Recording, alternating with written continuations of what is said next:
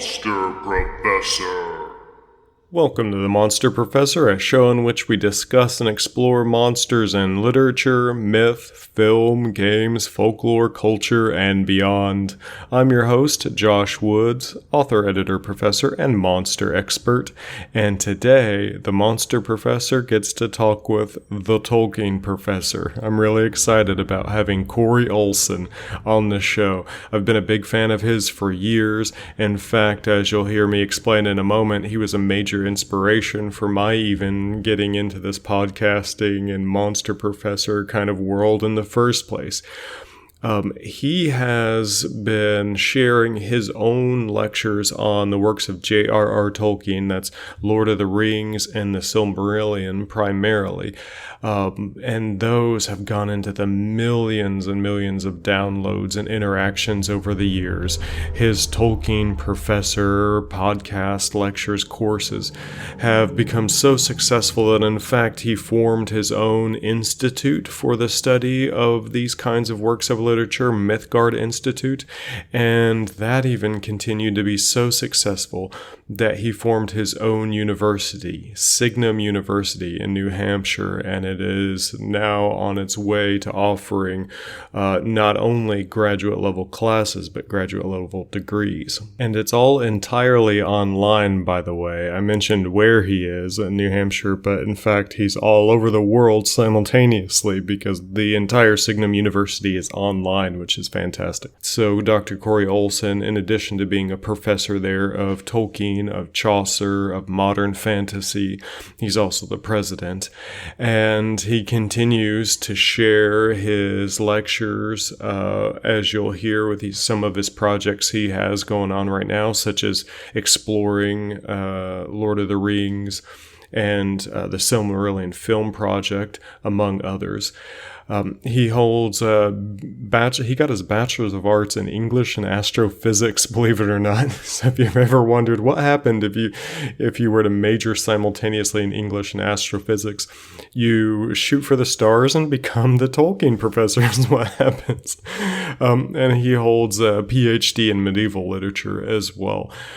He has really been just absolutely fantastic in bringing high-level scholarship to the masses in really accessible and entertaining ways. So I hope you enjoy this conversation about monsters and the works of Tolkien with the Tolkien Professor, Dr. Corey Olsen.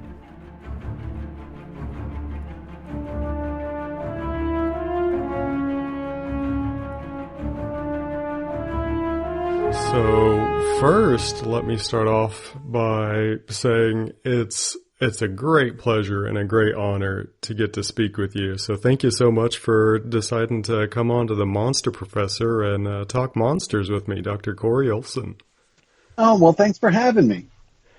I don't know if I've mentioned this before on the show or not, but I have received questions every now and then, like, why do you call yourself the Monster Professor, Josh? I'm like, the true answer is because Corey Olsen called himself the Tolkien Professor. I'm a huge fan. I've listened to countless hours of your work, and I'm just what you've done in the field of kind of bringing really deep and intellectual looks into literature that we all already love anyway, and then making that so accessible to everyone else. It's just absolutely fantastic. And I think you pioneered quite a bit, or you kind of blazed the trail for so many of us, like myself, trying to follow that path.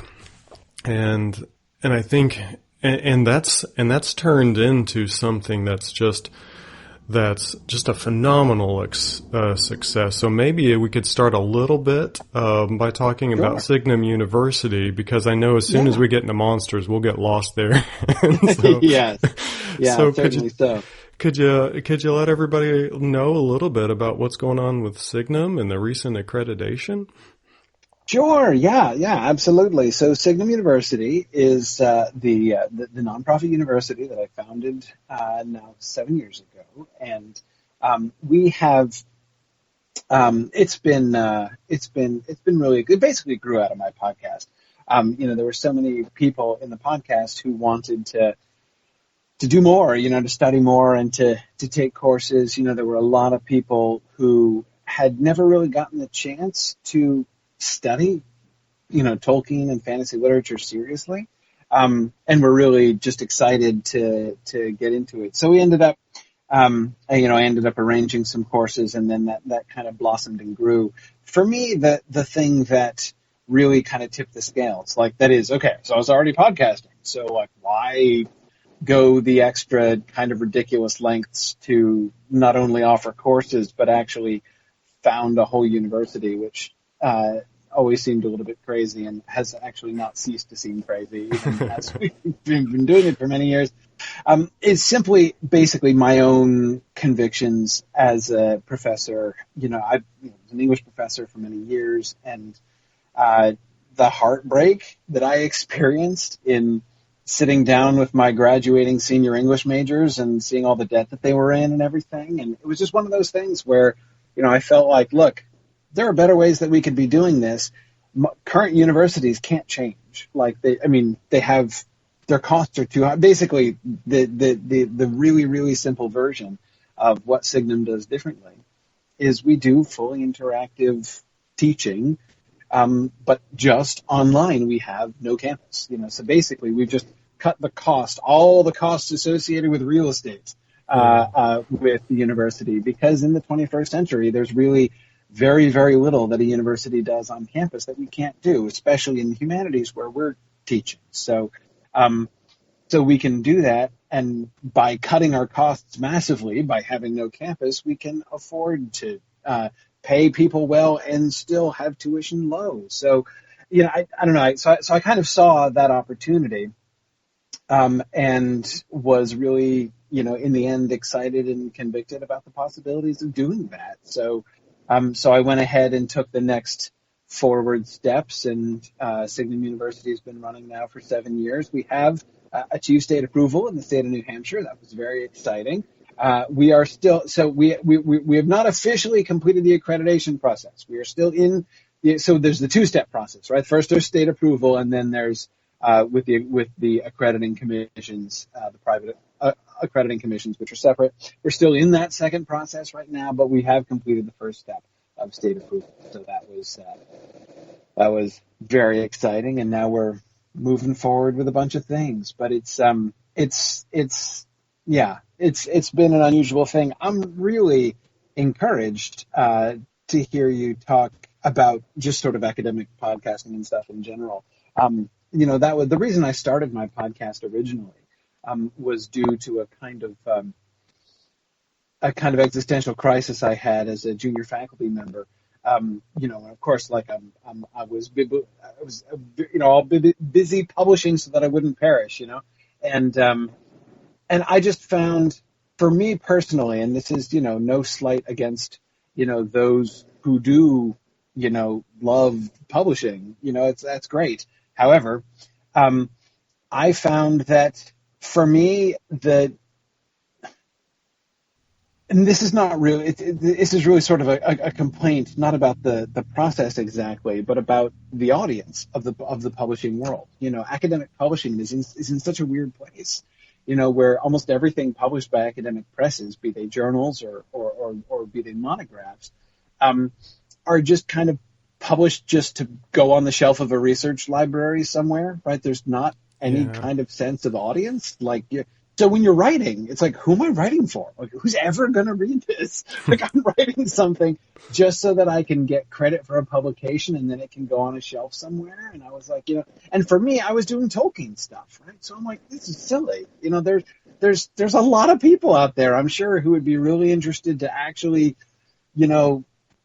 get this stuff and talk about this stuff, and the increasing way in which the publishing world, and this is something that sadly only continued since then, in which the publishing world has been more like, in the old days, right, like in the 19th century or 18th century, right, a publishing house was somebody who took something that was written and like made it available to the public, right? Whereas increasingly in the 21st century, publishing companies are those who take things that are written and prevent other people from being able to access it.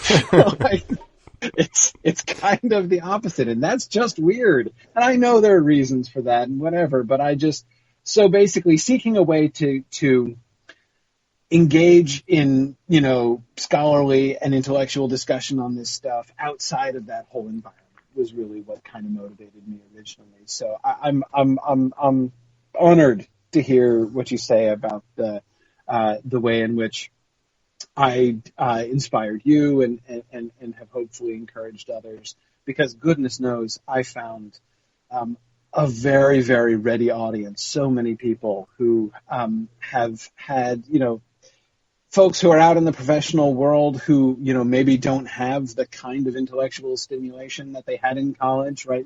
They don't have the time and the freedom to be able to take courses, and their workplace perhaps is not one where they meet a lot of people who are interested in the things that they are. And, podcasting has become increasingly a wonderful avenue for that. And I've always been really, really grateful for the opportunities it has provided. Yeah, and you've really shown what it's like, at least my vision of like where higher education can continue in the 21st century. You're exactly right that it has something to do with podcasting, because it makes it so accessible to so many people, and so many people, like you say, are in the professional world who can't, they can't sacrifice, 2 hours a day, or several days a week for a class, but they sure can listen to it, Right, exactly. And even just thinking about, as you say, it's hard because traditional brick and mortar universities, are wonderful places. I have loved my time at brick and mortar universities, but it's not flexible for the 21st century. It's just not. It's and those systems are so hard to change. Whether the system I'm talking about is academic publishing, whether it's traditions of academic scholarship, and then needless to say, all of the tuition structures and everything in traditional brick and mortar education, it's very difficult for higher education as a world, as an industry, to pivot, and start doing things really, really differently. And that's why in the end, I did take that crazy step to start a new university, because I realized that I spent a little bit of time at the very beginning trying to convince folks, within my brick and mortar institution, within others, to say like, hey, what if we did these wild and crazy things? And they're like, well, you lost me at wild and crazy. But, but anyway, it's just, starting from scratch, doing something new, has really enabled us to set up a thing. Because, higher education in the 21st century, to me, it is just a willingness to use modern methods, but, sticking to traditional, traditional content. Like, there's nothing wrong with teaching. Like, teaching isn't broken, like the conversations between teachers and students, like, that's something that's always going to be valuable. Yeah. And there are so many ways in which we can do that now, whether it's more indirectly, as you say, through podcasting, whether it's directly live, synchronous discussions like we do in all of our courses at Signum University. Yeah. We can do things now. It is now very possible to have really high quality education being done, in a completely distributed environment, just through the internet. The internet is a wonderful tool, not just for delivering content, but for connecting people, and that's really been the core principle of Signum from the beginning. Yeah, and a big feature of it too is the high quality that you have to offer. I remember first listening to your Tolkien Professor podcast and thinking, man, this is top notch graduate level depth, and yet look at the hundreds of thousands, at this point millions of downloads. The truth is that the public wants intellectual stuff. The public wants in-depth, lengthy discussions on things that they love. And as I'm looking around, like, where's my monsters and literature course that I want so bad? And where do I get to, teach my monsters and literature class? Like, oh yeah, I'll just do it Corey Olsen and start. That's right. No, that's excellent. And yeah, you find your audience, and again, it's another wonderful advantage of the internet, right? I mean, you propose a course like this at your school, and people will be like, well, maybe we'll be able to find enough of our students who are interested in that. But when you're drawing people from all over the world who are interested in it, it's great. There's no subject too obscure to attract folks, and it's just so many really fun opportunities attached to 20th century or 21st century education. Yeah, and I think, well, you know what? Maybe we should just jump into some of that depth with you, because I have the Tolkien professor on the air for a short period of time, and I've never really dedicated a whole episode to just monsters and Tolkien as much as I wanted to, because I wanted to wait and do it right. Well, there's no better way to do it right than the man I have here. Excellent. Yeah, no, it's a really fun topic. Tolkien's monsters are, and it's interesting because on the one hand, Tolkien's monsters are not very numerous. Not as much as you might think. This came up, I remember, in a conversation I was having with the developing team of the Lord of the Rings Online video game, and they were kind of complaining because, of course, their video game follows the arc of the plot of the Lord of the Rings, and they said, we've been having this problem. And our problem is finding monsters for people to play, finding new monsters for people to play. So they're like, Fellowship of the Ring is like one cool, interesting monster after another, right? But once you get to the Two Towers and the Return of the King, with a few exceptions like Shelob, apart from and like the fell beasts that the Nazgul fly on, like a couple exceptions. But other than those, it's just orcs and orcs and orcs and orcs and orcs the whole time. No more Watchers in the water, no more, Anyway, so no Balrogs. But yeah, so I mean, it's not like he has a world that is like wildly peopled with monsters, but so many of his monsters are really have a real mythic power to them.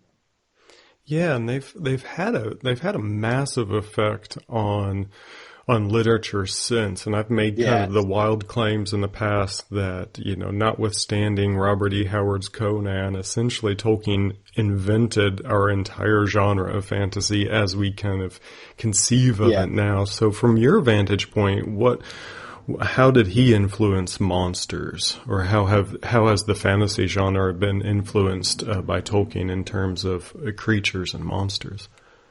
Man, that is it is a really interesting question. I mean, I think one of the things which is of his monsters, I think the most dominant one probably has to be the ring wraiths. The ring wraiths are extremely compelling, and especially because of the way, I mean, there's so many things that are tied up with the ring wraiths. Like the ring wraiths tap into that, the fear of spirits, the fear of the dark, the fear of death, and as well as like the consequences of the desire for power and the losing of oneself.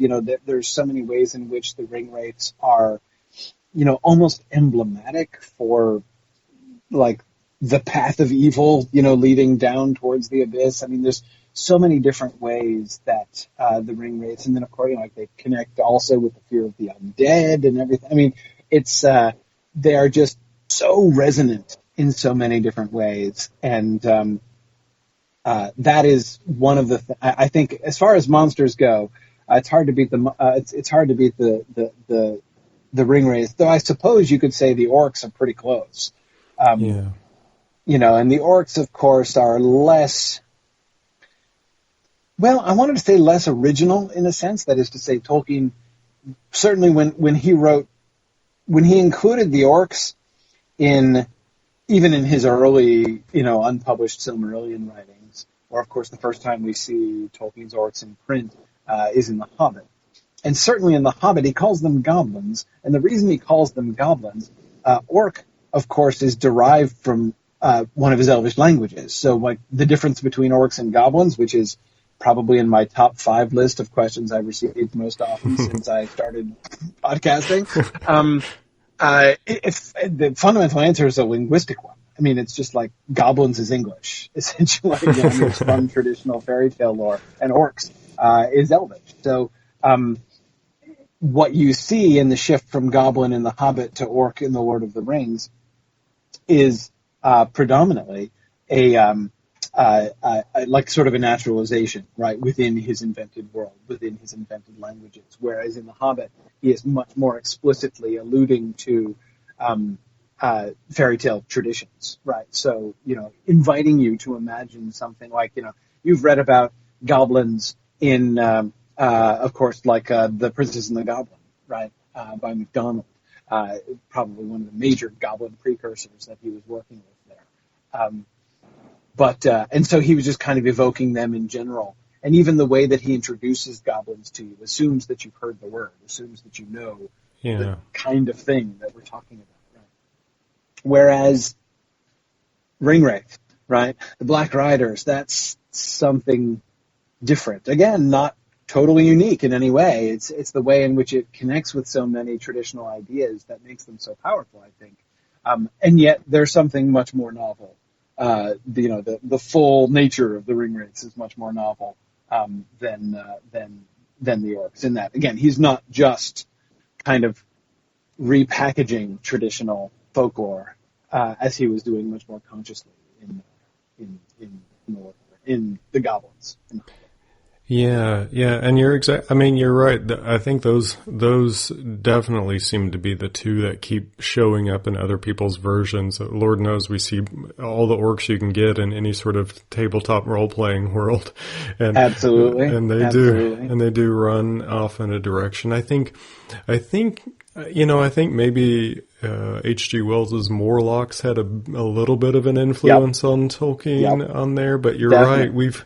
We've seen these guys before, but the Ringwraiths, with a few exceptions in different genres, we didn't really see anything like that, and that wasn't just the Angel of Death itself that I know of. Right. And like you're pointing out, for the Ringwraiths, you have this implication. Orcs were just kind of orcs, and it maybe wasn't their fault, but Ringwraiths kind of deserve to be what they are, and they brought it upon themselves.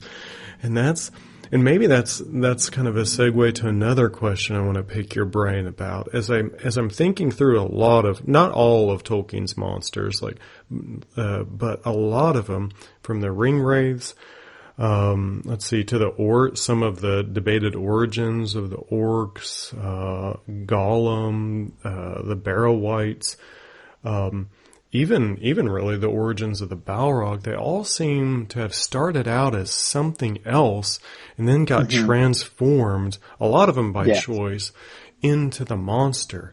Now, what's at the root of that? Or what's your take on this as monsters as this thing that you transform into rather than just naturally are?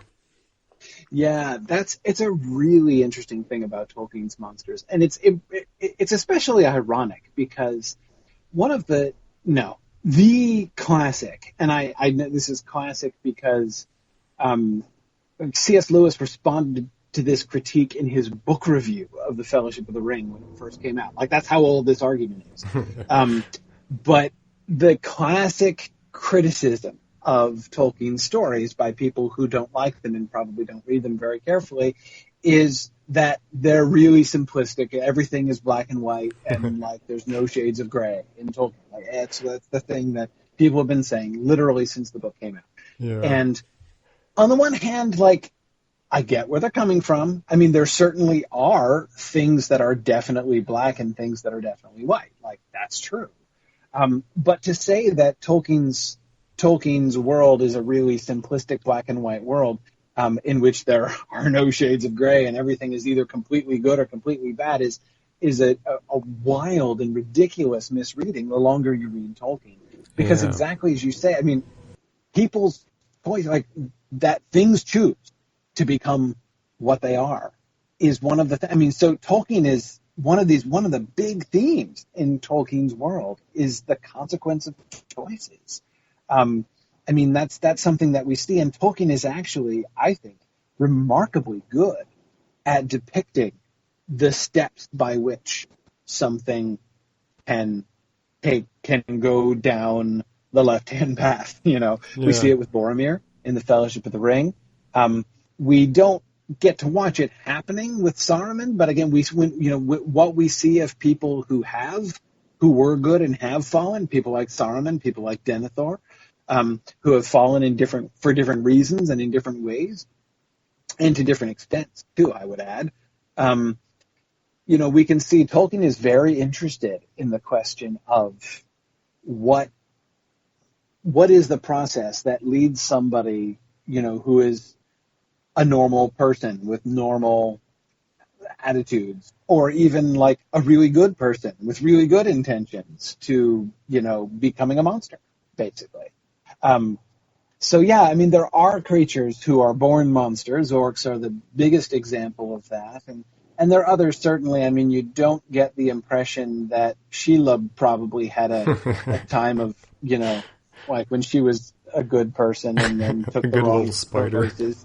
Yeah, exactly. She used to be a virtuous little spider. It seems like a really warped children's book. But anyway, Sheila, the good little spider. No, don't speak too soon. They're going to come out with that. Exactly. Yeah, it could happen. And then how she was seduced by the dark side. But anyway, but no, I mean, you're right. Everything else. I mean, as Elrond insists, for nothing was evil in the beginning. Even Sauron was not so. And that's one of the core philosophical underpinnings of the world of the Lord of the Rings. So, yeah, I mean, ultimately, everything has its origin in good. This is thinking like philosophically and theologically, this is essentially St. Augustine's thinking that Tolkien is agreeing with there in his fundamental setup. That Augustine argued that, of course, being, it's like existence, is a good thing, right? So it exists. So even anything that is evil, like anyone who is doing evil, like they are, evil is by definition not a positive thing. It is only the warping of a good thing. So whether it is strength that is used to oppress rather than to help, well, the strength isn't evil, right? It's just the will of the one who is employing the strength in that way that is evil. Even down to existence itself, which is a positive, good thing. It's just sometimes it is abused. So that, evil is only a shadow of good. Evil is only a corruption of good. And that is really a core principle that it really kind of came to full flowering, it seems to me, in the writing of The Lord of the Rings. His earlier writings seem to be less clear on that point than he became from the time of the manuscript writing of The Lord of the Rings on. But yeah, having established that choice, we have almost everything at some point or other had a choice. Shelob is an interesting case, and of course there are issues. The orcs are always an issue, but that is the question of the free will of the orcs is probably the single biggest unanswered problem in Tolkien's world, I would say. Yeah. And I mean, you're exactly right about that. How complex, and the orcs do present that interesting case because I mean, it's not only plenty of gray area. And even if you side on one side and you're like, well, it's a Bothian kind of worldview of like there's no true evil, it's still not so easy to tell unless you're carefully guided by the narrator, as we are in many places. It's not so easy to tell even good from evil. And so that you even know which is black and which is white is not so easy. I mean, Saruman's speech is as convincing as, say, Milton Satan's speech. Right. It'll bring you right in. You're like, hey, this is the wisest path. Oh wait, I've just been sitting. Wait, except it's not. Right? Yeah. Yeah. Yeah. But, Absolutely. Yeah. No, I agree. I mean that for someone to look fair and feel foul is that's very frequent in Tolkien's world. yeah, and the orcs. Yeah, since you brought up how difficult the orcs are, let's just jump over there because, I mean, Sure. yeah, you've got in the Hobbit, they're just nasty little goblins, but Yeah. and it seems permissible to slay orcs. You can tell by the moral fabric of Tolkien's world. It's wrong to slay Gollum, as awful as he is, and as much as he deserves it. But orcs, it's okay, and I'm not really sure why. But then And you get people. And like humans too. Like at the end of the battle, with all of the battles, right? Battle of Helm's Deep, the Battle of Pelennor Field, the Battle of the Black Gate. We do lots of taking captives, even pardoning of the human forces. Yeah. The Dunlendings get a pardon, the Easterlings get a pardon, get a pardon at the after the Battle of Black Gate. I mean, it's very clear that Tolkien is not just pro killing all prisoners of war. Like that's not, and nor is he like finding no suggesting you should have no qualms whatsoever, even about killing in battle. But orcs, yeah, that's absolutely fine. Nothing could be clearer than that. Even really good, in fact, it correlates with goodness. Like if you are very good, then your desire to kill orcs is likely to be stronger than other people's desire to kill orcs. Yeah, that is kind of how they check each other's licenses, isn't it? Like, do you hate orcs or not? Yeah. Yes, I mean, tell Treebeard that you hate orcs, and he'll take you for a good guy. Like that's it. Like, I have no quarrel with trees, and I like to kill orcs. Well, then you're a friend of his. No, seriously. I mean, I'm kind of joking, but it's not a joke. Like that's actually how it does work. So, and this is where my sense of this in Tolkien's work, and it's such a stark difference. That is the way that human enemies versus the way that orc enemies are treated is so starkly different. It is clear that Tolkien is intending orcs to be viewed in just a completely different category. And so here's the best way to kind of explain how this came, why this is to understand a little bit about where this came about. It's not to say that, warning, this is not going to solve the problem long term, but it helps to explain where it came from, basically. In Tolkien's early writings, so back in the precursor stories that will eventually be in their revised form published as the Silmarillion by Christopher after Tolkien's death. So that early Silmarillion material. So this is stuff he was writing during World War I while he was recuperating in the hospital from trench fever after being invalided home from France. In the years immediately afterwards when he was working on the Oxford English Dictionary, in his first job. All during those really, really early times, Tolkien is between the age of 18 and really early 20s primarily we're talking about. So during those very early periods, in some of his first stories, he describes the orcs. The orcs are always the bad guys. And he describes the orcs, but you see, in those early conceptions, orcs are not even really creatures. They're not even really living creatures. They are like simulacra. They're constructed. They're handmade. They're more like constructs than they are like creatures with their own wills and souls and experiences. He describes Melkor or Morgoth, the guy who used to be Sauron's boss. He describes Melkor making them. He even gave the recipe list. He didn't give the proportions so that you didn't know how to make it yourself at home. But he made them out of mud, slime, and hatred. Like that was like they're formed out of mud and then invested with a hatred of Morgoth. So they were not living creatures, really. I mean, they were like horrible and they were independent, like they would run around and they basically looked very much like the orcs in the Lord of the Rings in most ways, as far as we can tell. That is, like, they would run around independently and they just like kill and torture for fun because it's what they do. Like, it's who they are. It's what they do, like eat and drink. Like, they are made into creatures because they're being done, they're being formed in this way. They're being created essentially by Melkor, who is like the most powerful creative being other than God in the universe. So, he can do that kind of thing. But as you can see, that was before, I mentioned earlier on that Tolkien's sort of Augustinian viewpoint, right, of how evil does not have a positive existence and is just corrupted good. Yeah. I said before that really seemed to take firm root during the writing of The Lord of the Rings. This is why I think that. Because earlier on, in all of his early writings, we see examples like this, like that is creatures who are just evil, who are in fact evil from the beginning, who are 100% bundles of evil. Now, they're the expression of somebody else's evil. Melkor did fall, right? He was created good, and he did fall.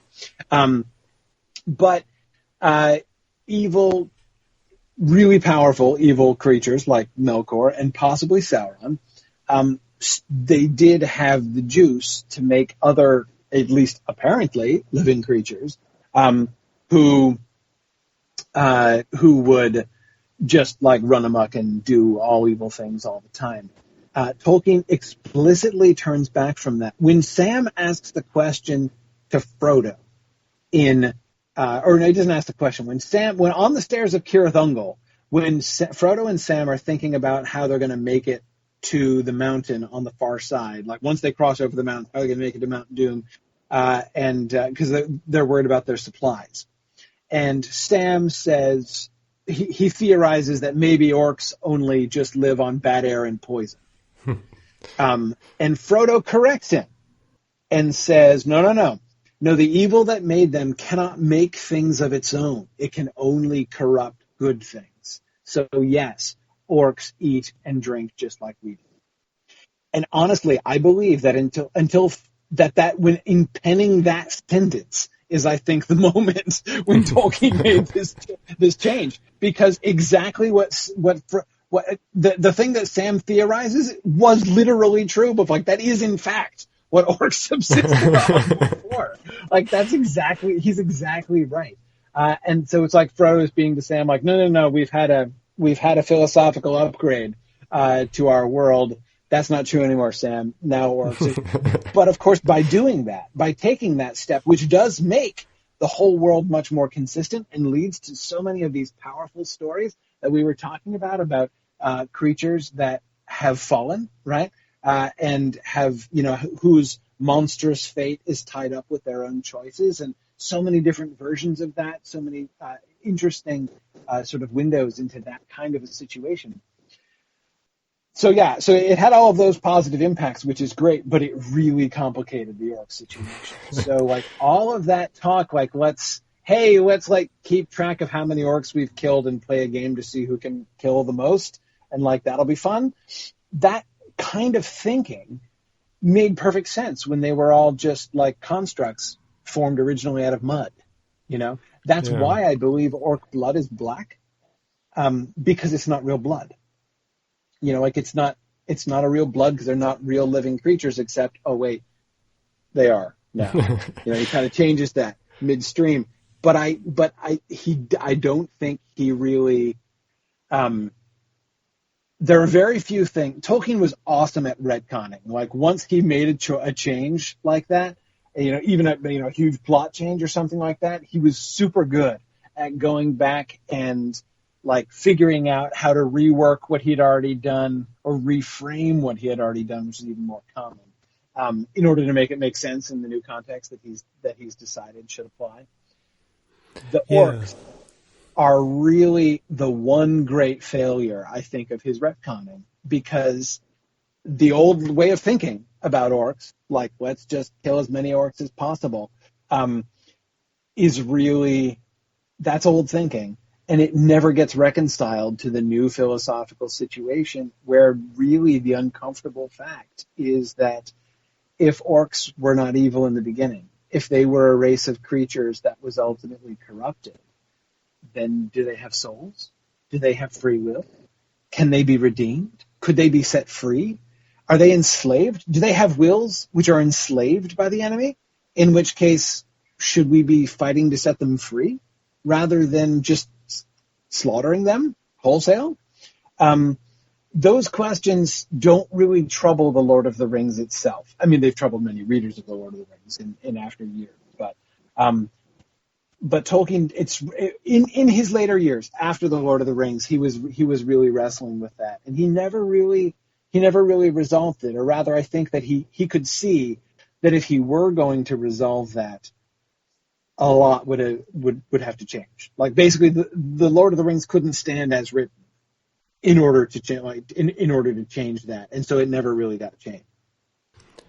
Yeah, and I think, well, that gets me to one of an odd question, because I've been looking for it for years, and I haven't quite found the answer to that question, as not only the monsters, but can anybody be redeemed in Tolkien? Like, we get so many moments that get close, but in Lord of the Rings, I can't find. I mean, Boromir, he's the big example I would point to. Boromir is redeemed. It's definitely possible. He does get redeemed. Now, you're right. Tolkien's stories tend towards, I mean, at the end of the day, it's funny because, people, again, if people are criticizing Tolkien, they will tend to criticize him in the direction of listen to George R.R. Martin talk, right? And he'll tell you that, like, Tolkien is all sweetness and light, right? The real world is, like, darker than that. Except Tolkien's world is actually really kind of dark in a lot of ways. Yeah. Because you're right, his stories tend much more towards the tragedy of those who are not redeemed, or even who are almost redeemed, but not quite, like Gollum. Yeah, right? that Gollum moment with Gollum. Close. Yeah. It's so painful. It is so painful, the moment of near redemption with Gollum. But he does. So could he be redeemed? Yes, but he's not. But Boromir, I can hang on to Boromir because he is a definite positive example. But was something he never that went that occur. far, though. He never really crossed the line, though, did he? I don't know. Well, you mean the line to darkness or from darkness? Yeah, like I feel like Boromir didn't step into darkness. He just wanted to, and then paid for it dearly. I don't know. His attempt to seize the ring from Frodo was a definite step across.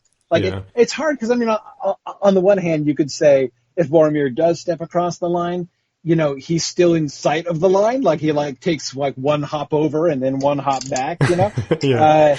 So it might not seem like a big deal, but that line, that's a big line. It's not just something that you stand there bouncing back and forth from one foot to the other on either side of the line. You don't play around with that line. If you cross that line, you've crossed that line. Even if you're only a few inches on the other side, or an hour on the other side of that line, depending on what dimension you want to measure it in, you're still on the other side of the line. It's a big line.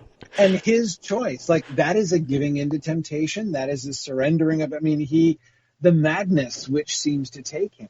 Right. That is him surrendering his will. It's is he permanently damned at that point? No, I don't necessarily think so. But this is a line that I didn't understand this for a long time. It took me a long time reading and even talking about Tolkien's work before I really understood this line. When Aragorn and Gimli and Legolas meet Gandalf again in the Two Towers, and they're talking about what happened with Boromir. And Aragorn is telling to Gandalf the expurgated version of the story of Boromir's death and his last words to Aragorn. Gandalf says so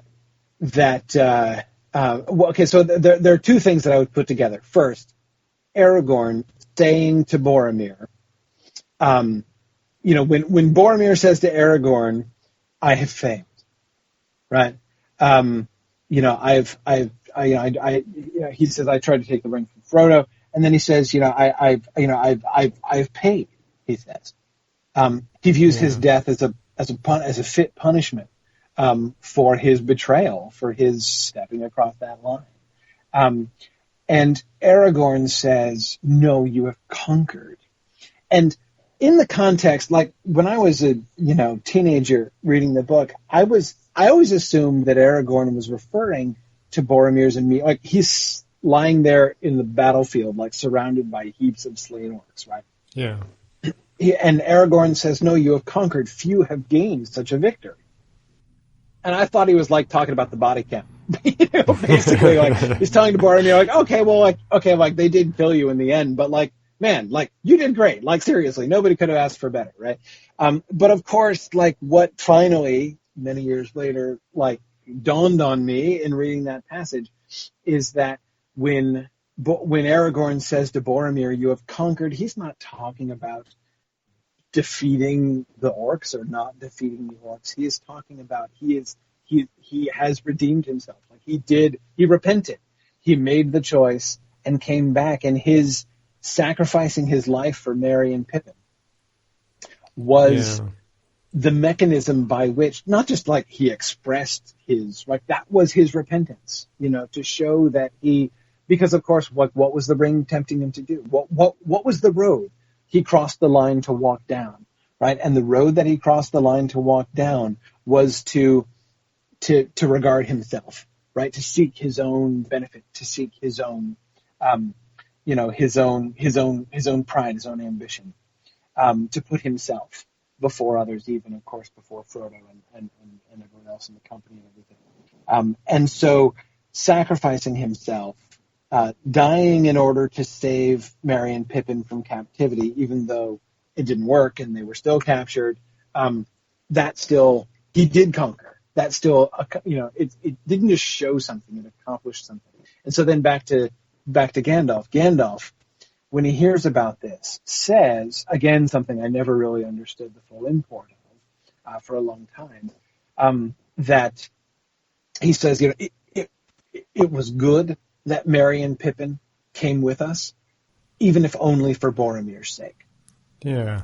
And again, I never really got that. But again, it's like being there to provide the occasion for Boromir to give his life for theirs. Like that was, had Merry and Pippin done nothing else, had they accomplished nothing else, that would have been enough to justify them coming along on the journey. Boromir's redemption, Aragorn and Gandalf both take that moment really seriously. And of course, Faramir pronounces on it as well, right? One thing I can say, he says, he died well. He knows that Boromir died, as he said, he achieved some good thing in his death. Which seems ironic, right? I mean, at the time, when he says that to Frodo, when he says, one thing I know, he died well, achieving some good thing.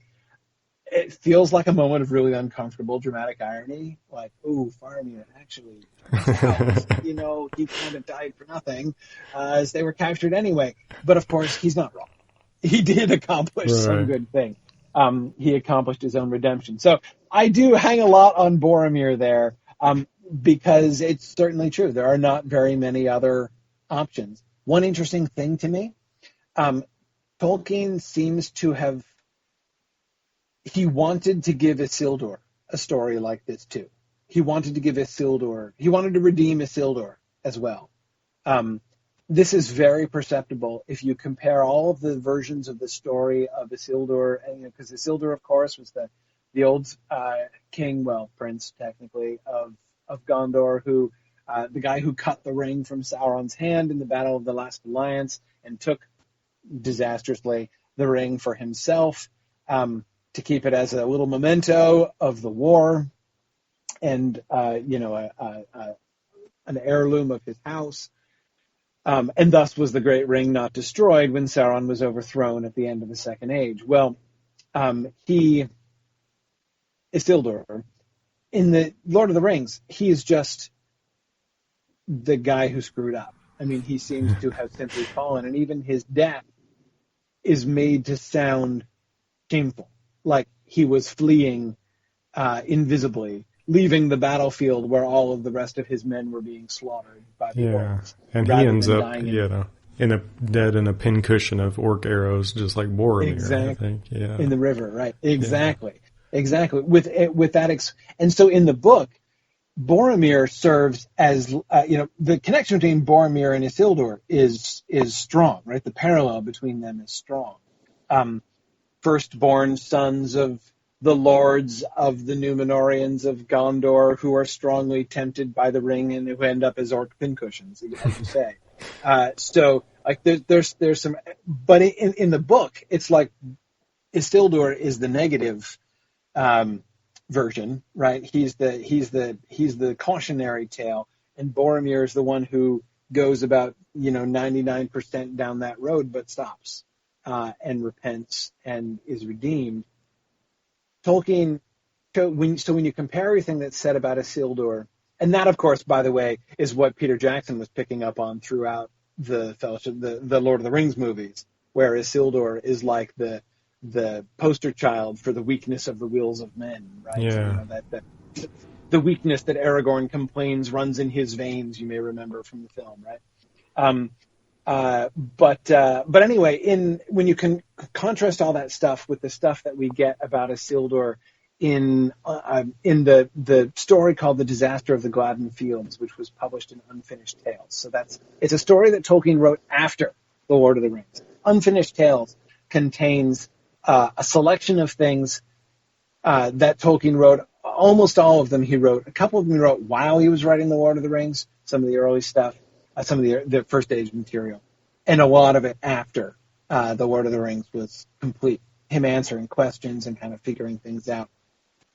He wrote pretty much a full version of what happened in the battle when Isildur was captured and his men all destroyed on the Gladden Field. And he changes a lot there, and that's the major change. Like, Isildur is planning to give it back.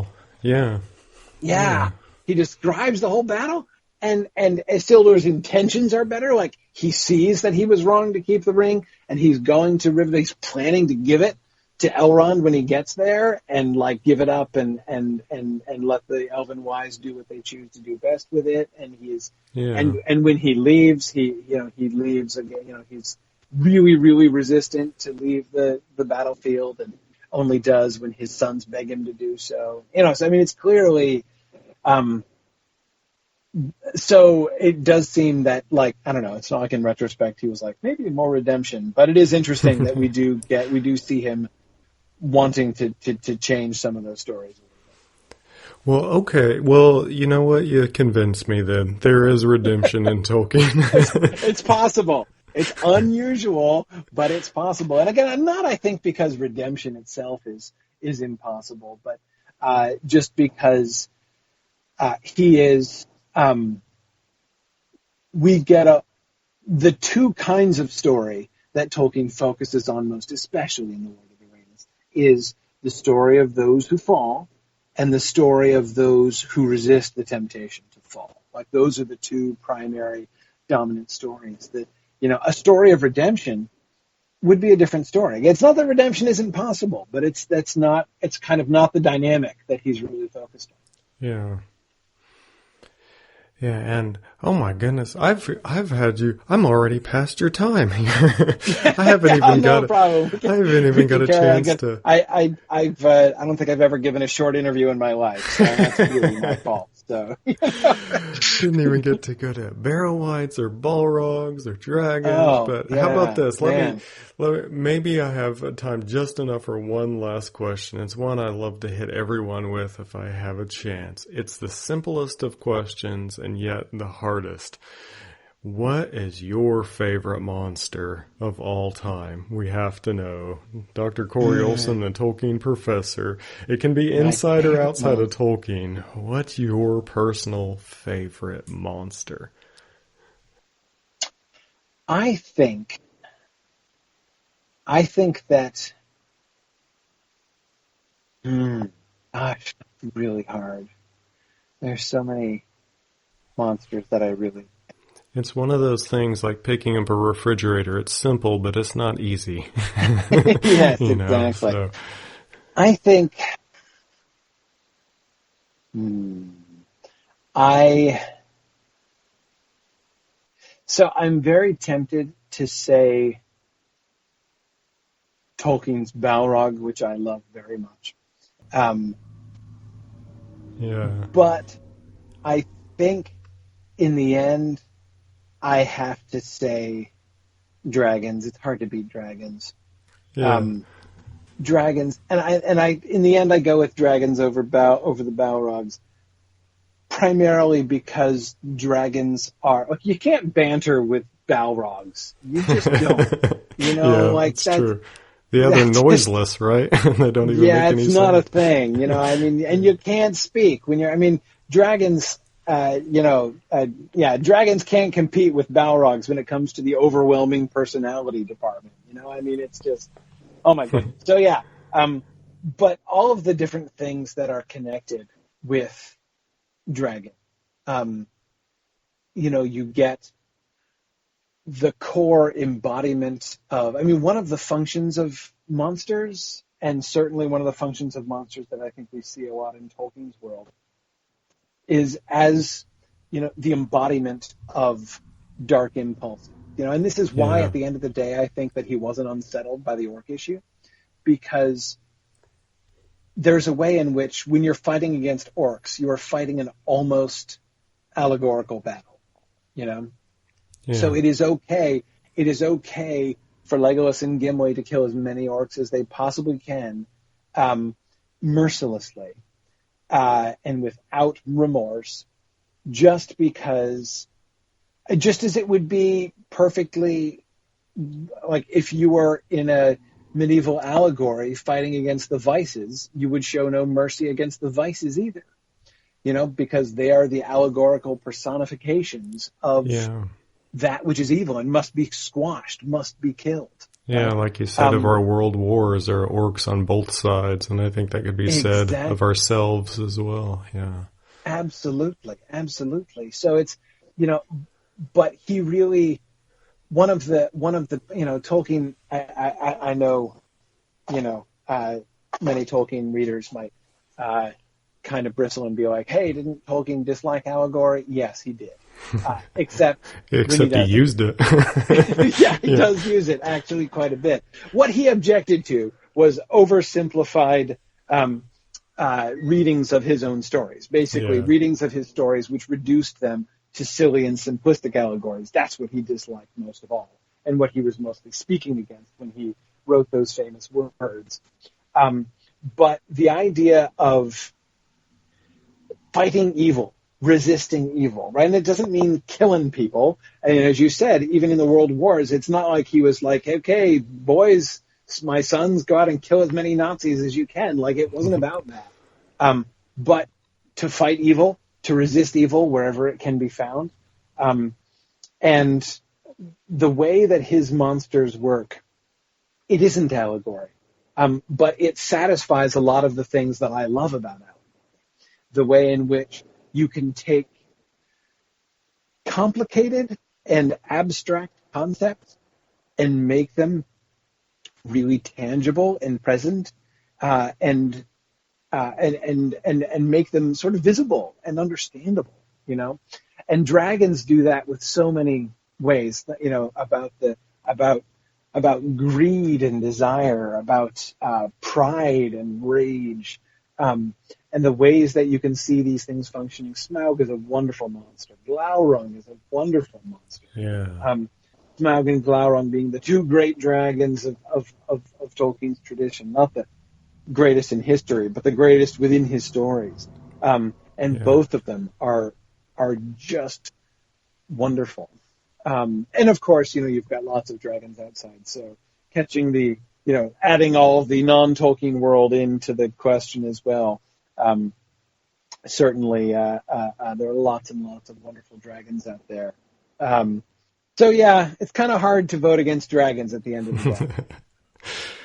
Well, that's awesome. That's a great answer, and this has been an absolute delight to talk with you about monsters. Maybe we should close by letting people know kind of are there any new projects going on that we should let listeners know about, and where can they find out more about Signum, about Tolkien Professor, and so on? Absolutely. Well, the two best places for people to go, of course, we've got our Signum website, signumuniversity.org, and I would strongly recommend folks visit our Signum University YouTube channel. We have there a lot of the stuff that I've been recording. Like my podcast has basically been video transformed into a video podcast many years ago, and I have a whole bunch of different series and things. And those are all there on the Signum University. All the free broadcasts that I do. So, for instance, we're marching our way through, discussing chapter by chapter our way through the History of Middle Earth series, which has been, I have learned so much from doing that. It's been amazing.